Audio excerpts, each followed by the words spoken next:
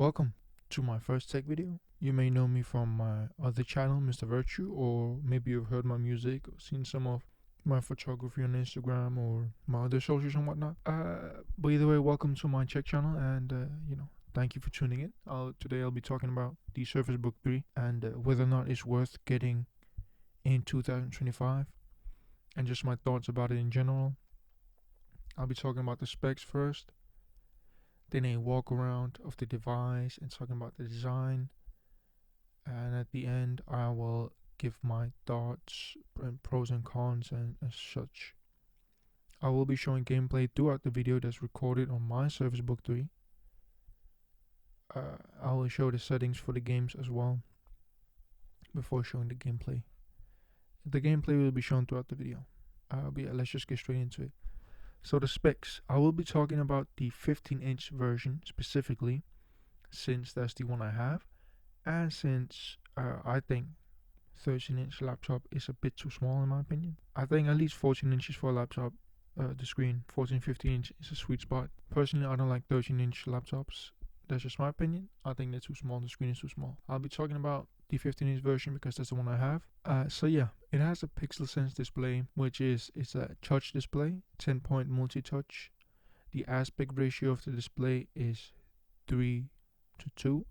The contrast ratio is 1600:1, and the resolution is 3240 by 2160 with a PPI of 260. There are a few different CPU and GPU options you can get. There is the AMD Ryzen 5 3580U that's paired with a Vega 9 graphics Microsoft Surface Edition. Then there is the Ryzen 7 3780U paired with RX Vega 11 graphics, again Microsoft Surface Edition. Then there is a 10th gen i7, the 1065 G7 that's paired with a GeForce GTX 1660 Ti Max Q design, which has 6 gigabytes of DDR6, but the memory is shared onboard graphics right on the motherboard. It has some shared memory with the GPU, so you can give so GPU can take more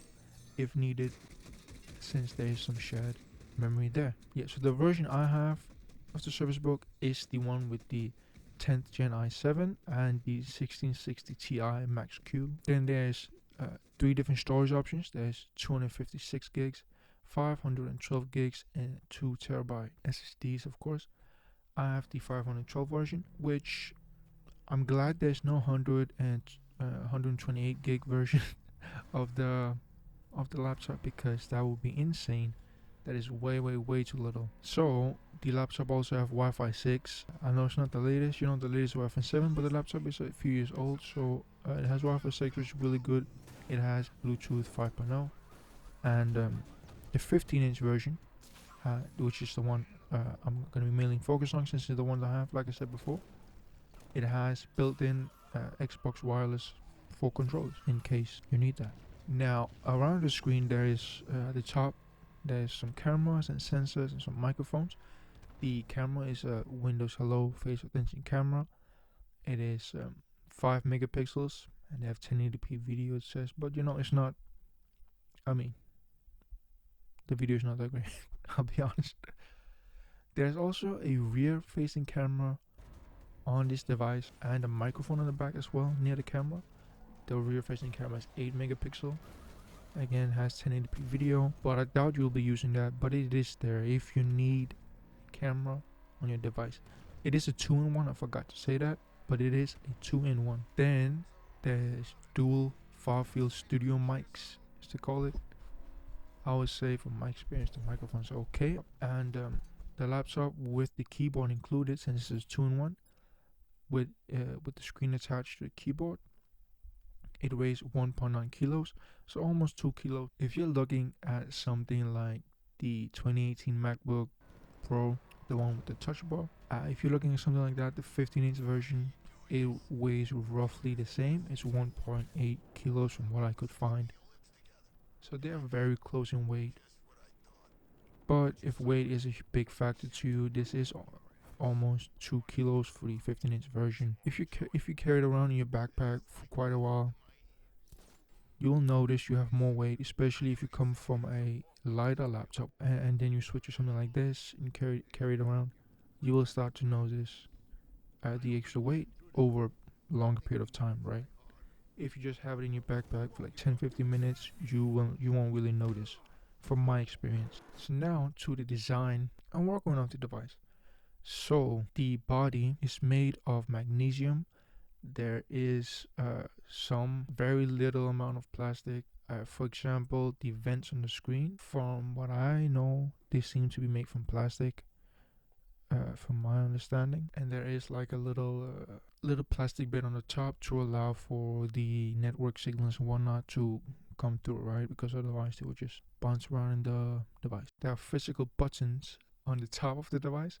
That's a power button and volume rockers. Since it's a two-in-one, that's obviously they had to put that on the screen. So on the top of the screen, you have that. You also have one USB-C port, which does have power delivery. You can also, you can charge via that. So, in case you forget your proprietary Surface connector, then you can use the USB-C port on it to charge, which is very, very useful, and it's very nice and handy that they did that. Those ports on the right side, the USB-C and the Surface connector. On the left side, we have two USB-A and we have a SD card slot, which is very handy and useful for me personally, because I do some photography, and it's really handy to quickly carry over files to my laptop. So if you do anything with a camera, for example, or anything that requires an SD card, you will not need a dongle for that. It is built into the laptop, which is very, very nice and handy.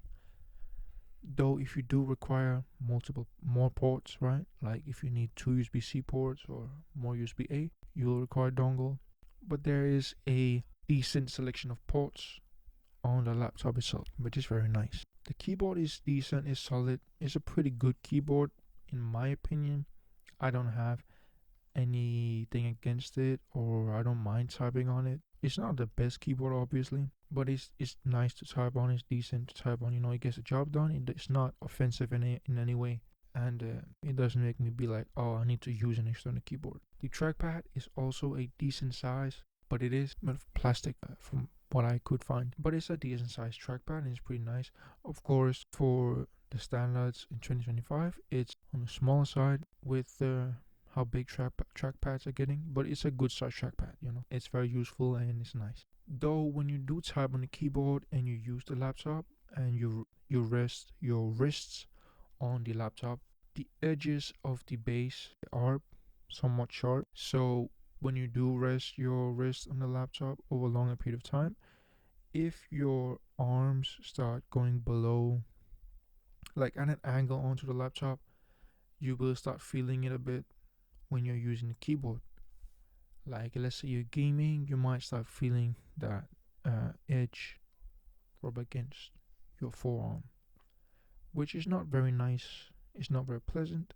I do think they could have made the edges of the base on the laptop a little bit rounded, a bit smoother, so they aren't that sharp.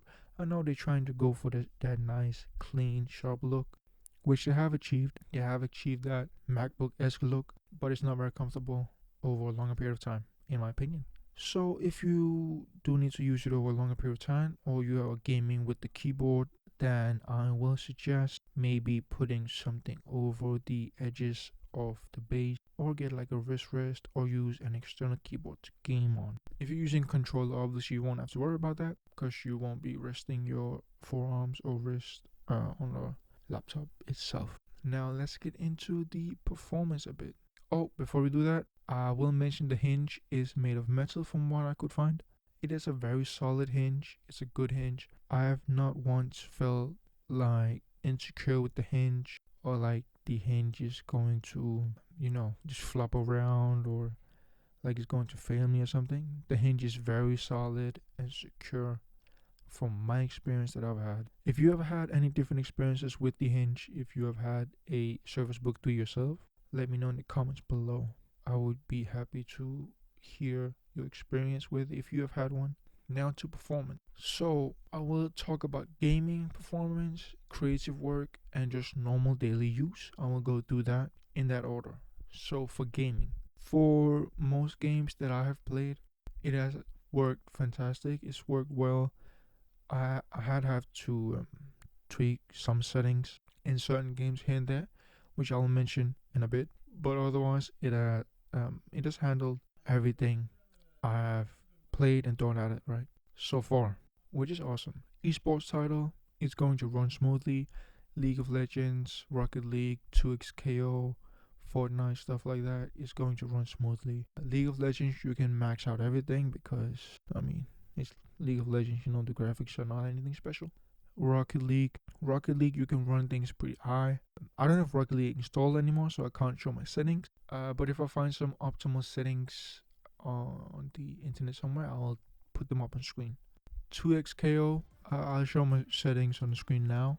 I didn't change anything for the settings in 2xKO, it just automatically set them, and it runs smoothly with the settings I have, and it looks nice, it looks good. Fortnite, I've tweaked some settings, and it runs well with these settings for me, and I haven't had any real issues. Sometimes, like rarely, there will be like all of a sudden the random stutter or a little bit of a freeze, but that rarely happens. But so yeah, but that's what the settings I use. Of course, if you could lower the settings even further probably, and then the game would run even better. Then there's like single player games, kind of some multiplayer as well. Stuff like the Outer Worlds, Arkham Knight, Star Wars Jedi: The Fallen Order. I had to tweak some settings there, but they run very well and they look good, and I have not had any issues with them at all with the settings I had in the game, which were mostly medium, with some things that I didn't care about set to low, but mostly medium settings. I have Arkham Knight installed, so I will show my settings for that game and probably some gameplay as well. But I don't have the Fallen Order installed anymore. Then there's stuff like Warframe runs very well as well. That was a lot of well right there. But Warframe runs great. Dragon Ball Gekishin Squadron, a new game that released about a month ago, it runs great as well. PGR Punishing Green Raven Star Rail handles it easily, right? They don't really require any demanding graphics really. Some games that I did need to tweak and lower the settings quite a bit, or tweak quite a bit and lower the settings a decent amount, was something like Marvel Rivals, which released last year in December, and Wuthering Waves, which also released last year. For those games, I did need to tweak the settings and bring them down a decent amount. Apart from that, they ran smoothly. I will say, sometimes I have had an issue where I will need to take the screen off and then reconnect it, because sometimes the connectors, I don't know, something with the connection happens and it's not properly connected sometimes. I've only had it happen 2 times in the year that I've had it. So there's that to consider. If anyone else have had that, if you have Service Book 3, let me know in the comments below. But I've experienced it about 2 times. 2 to 3 times since I've had it for almost a year now. Now, creative work. For me, for my creative work, I do stuff like video editing, photo editing, voice editing, music editing, mixing, and stuff like that. And it has handled that, everything that I've thrown at it, very well. The only times I might have had small issues is maybe in DaVinci Resolve when it was a longer recording and I was trying to put in a lot of effects and stuff. Then it did start to struggle a bit with DaVinci Resolve and the effects and everything. Otherwise, when it's just some simple editing, it does easily, of course. And you can edit a lot of things on it in DaVinci Resolve. But if you need something that can handle a bunch of effects, edit a lot of effects, it will struggle with that. Otherwise, I've had a smooth experience with DaVinci Resolve. Light effects, like just a few effects here and there, it can do that, no issues. But if you need a lot of effects and whatnot, you will feel it. Music mixing and mastering and voiceover editing and whatnot, it runs through that. It does it easily. I have not had any issues or hiccups with any sort of music mixing or voice editing, voiceover work and stuff like that. So it does that very easily. Same with something like Photoshop, Affinity Photo, any photo manipulation tools like that, or photo editing, in like Capture One, Lumina Neo, On One, Photo Raw, rapid raw. Like I've not had any issues with stuff like that. But yeah, so then for normal use, I mean everyday tasks like writing notes, documents, viewing PDFs, watching movies, shows, watching YouTube, or just browsing the web. I mean, obviously that the Surface Book 3 handles that easily. You don't get a Surface Book 3 just to write notes and watch YouTube. You don't get a MacBook Pro from 2018 just to watch YouTube and write notes. That's these type of devices. They're for more than just doing that. Of course, you can also do that, and you will also do that on devices like these, but they are also made to do more than just write notes, watch videos, basic things like that. Which brings me to the pros and cons of the Surface Book 3 15-inch version in particular. I'll start off with the pros. It has a nice display, considering how old the device is. It's a nice display. You have quick face unlock for the most part. I say for the most part because I have had a few times where it didn't really recognize my face properly. I don't know why. It could be because maybe something was covering the camera, like maybe there was a smudge on it or something, or a little fingerprint or something, or the lighting wasn't good enough, But like 9.8 times out of 10, it's gonna quickly unlock with face unlock, right? The performance has been good for like creative work and even gaming. It has been good and solid for gaming and good for creative work. I say good and solid for gaming if you're willing to tweak your settings and maybe sacrifice some high settings to get the game running smoothly, right? It has a nice keyboard, like I said before. The magnetic charging cable is very nice in my opinion. The touchscreen is nice. If you like to use it, you can use a stylus with it if you need to draw and sketch. So that's very useful and nice if you need that. The selection of ports is very nice. It has decent selection, so you won't need to carry any dongles if you don't need any more ports. Then the 2-in-1, it gives you more flexibility, which the 2-in-1, it brings me to the cons, because I also have the 2-in-1 form factor thing in cons, because while being a 2-in-1 does give you more flexibility. For example, if you need to sketch or you like drawing, you can take the screen off, flip it around, and close it down, so you have a nice surface to draw and sketch on. But the 2-in-1 functionality comes at the cost of some performance, and that does suck. While the device is still powerful, being a 2-in does draw the performance capabilities a bit back, and the device can heat up even while doing simple tasks, because it doesn't have the best airflow and whatnot. If you can, especially if you're gaming or doing any heavy editing or something, do use an external fan if you can, or have it on like a stand that has a fan.